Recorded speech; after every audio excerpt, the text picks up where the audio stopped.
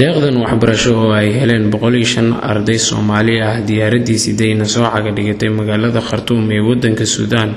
ayaa hogaaminayay agaasimaha guud ee wasaaradda hidaha iyo tacliinta sare ee dowladda Soomaaliya Mudane Ismaaciil Yuusuf Cusmaan iyadoo garoonka ay ku soo dhaweeyeen mas'uulka u qaabilsan safaaradda Soomaaliyeed ee wadanka Suudaan dhanka dhaqanka iyo hidaha iyo tacliinta sare Ustaad Cabduqaadir Guulane madaxda ururka midowga ardayda Soomaaliyeed ee wadankan ka dhisan ee Suudaan iyo jaaliyadaba ugu horeyn agaasimaha guud ee wasaaradda ayaa sharaxaya qaabka reer Suudaan ay u soo dhaweeyeen isaga iyo ardayda deeqaha waxbarasho sanadkan ka helay dalkan Suudaan sheegayna in ardaydan yihiin dufcadii lixaad ee wasaaradoodu soo dirto waxa farxad weyn noo ah haddaan nahay wasaaradda hidaha iyo tacliinta sare iyo ardayda ku guuleysay imtixaankii deeqaha waxbarasho ee Suudaan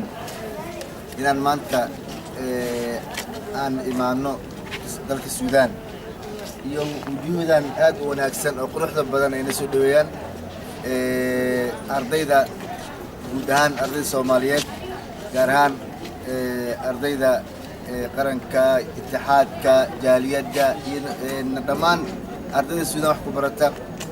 aad baan ugu faraxsanahay inaan maaragtay soo dhaweyntiina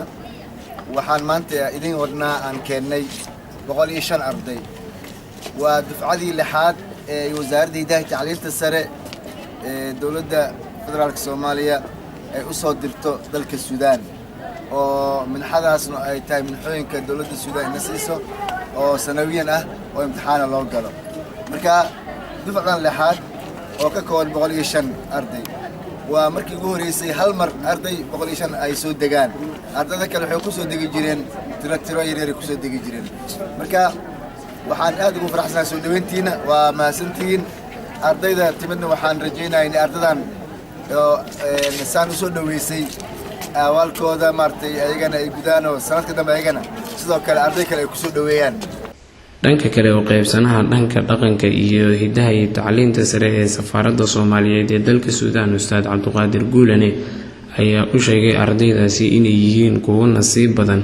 maadaama ay heleen dad walaalahooda oo wadanka uga soo horeeyay isla markaana wax walba ka saacidaya kuwaasi oo aan ahayn kuwo isku qabiil ah ama isku xaraka sida uu hadalka u dhigay marka ugu horeyso aad aan u faraxsanahay inaan caawa soo dhaweeyno arday intaan la eg ee ka timid dalka Soomaaliya dalkeena hooyo waxaa kaloo sharaf weyn noo ah caawa anaga inaan soo dhaweeyno agaasimaha guud wasaaradda hidaha iyo tacliinta sare Dr. Ismaaciil Yuusuf Cusmaan waxaa kaloo mudan in loo mahad celiyo ururweynaha ururka ardayda Soomaaliyeed ee dalka Suudaan ururka qaranka ardayda qaranka Soomaaliyeed oo dabcan yani iska xil saaray mar walba iska xil saari jiray sidii uu soo dhaweyn lahaa ardayda waxaan rabaa inaan mataqaanaa meesha aan ka sheego caawa inuu muuqdo abaabul fiican ardayda dhexdeeda waxaa kaloo muuqato ardayda Soomaaliyeed ee sanadka ugu dambeeya imaanayso inay yihiin arday noociyiin ah marka loo fiiriyo kaalmaha iyo mataqaanaa waxbarashadooda iyo tayadooda waxaa idin saaran waajib sida idin soo dhaweeyay soo dhaweeysiin gruubka idinka dambeeya idinkana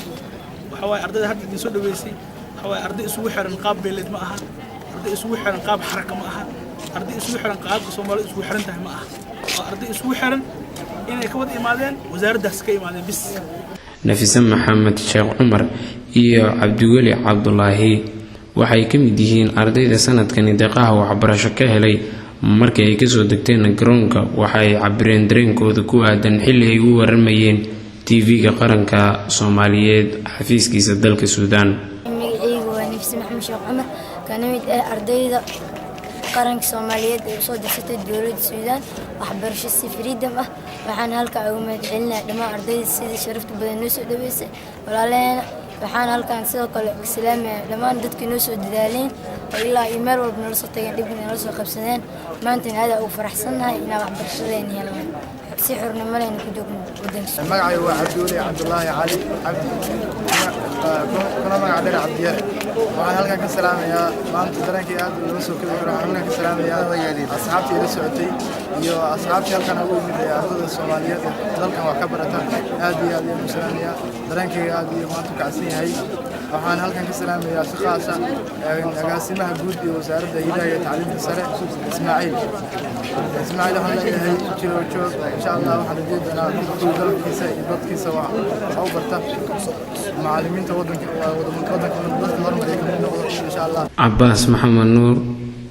TV-ga qaranka Soomaaliyeed, caasimadda saddex geesoodka ee Khartoum, Suudaan.